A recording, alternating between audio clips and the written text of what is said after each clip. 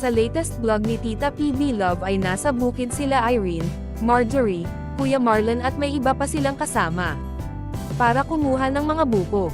Sinabi ni Marjorie na nagsabi daw si Irene na siya yung aakyat sa puno ng niyog. Makikitang nagluluko pa si Irene na akyatan ang batang puno. Makikita din ang malaberde at masukal na paligid. Umakyat na nga si Kuya Marlon sa puno. Habang si Irene ay abalang naglalakad-lakad ay napansin nito ang isang uri ng damo na kilala sa Mindanao na ginagamit pang lason. Sa Kabisayaan ang tawag sa damong ito ay togli. Ginagamit din ito sa paghuli ng mga isda sa ilog. Ang katas nito na parang gatas ay ibubuhos nila sa ilog para di na makalangoy at lumutang na lang ang mga isda. Pero nang makita ito ni Irene ay naalala niya ang nanay niya dahil ito daw yung ginamit ng nanay niya para lasonin ang kanyang sarili. Uminom daw nito ang nanay ni Irene. Dagdag pa ni Irene na dinikdik ito ng nanay niya at ang katas nito ay inihalo niya sa isang galon ng tubig sa kaininom. Nagsalita naman si Marjorie at sinabing saka pa lang niya nalaman na delikado pala ang damo na ito. May nilaglag nang ang buko si Kuya Marlon at hinanap ito ni Irene dahil hindi na nila napansin ito, gawa ng nag-uusap-usap nga sila patungkol sa damong nakakalason. Nakuha na ito Irene at agad naman itong biniyak ng kasama nilang lalaki para makita kung nasa tamang gulang ito. Kinayod ito ni Marjorie at Irene para tikman. At sinabi nilang tama lang ang gulang nito.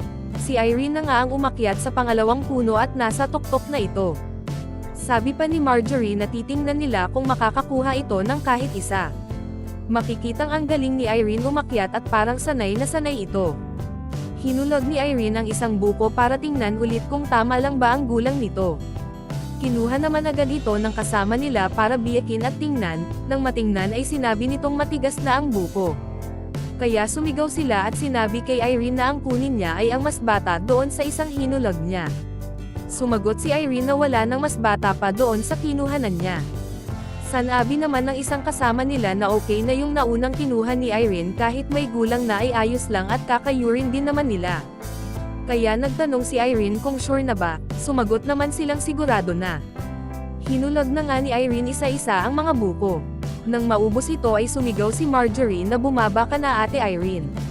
Sumagot naman si Irene na ipahinga muna niya doon sa taas ang mga paa niya. Dagdag pa ni Irene nakakapagod umakyat sa puno ng niyog. Makikitang ang bilis bumaba ni Irene mula sa itaas ng puno.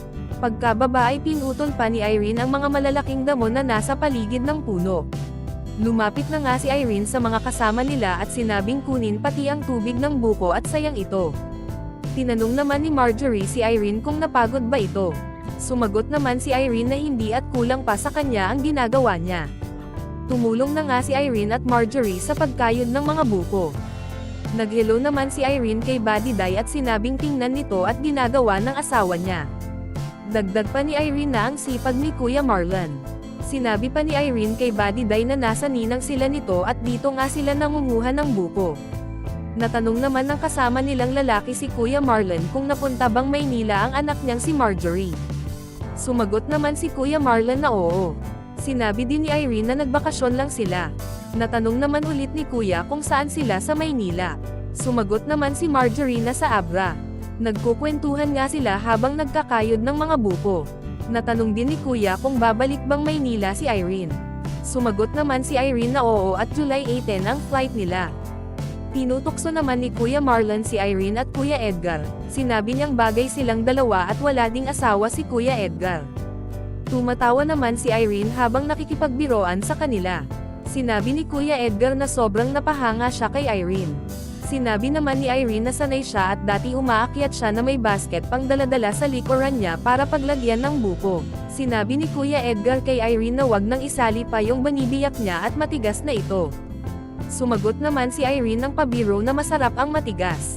Masayang nagbibiroan ang mga ito hanggang sa matapos nilang kay Oren ang mga buko. At para sa more summary video ng Pugong Biyahero, huwag kalimotang mag-like and subscribe.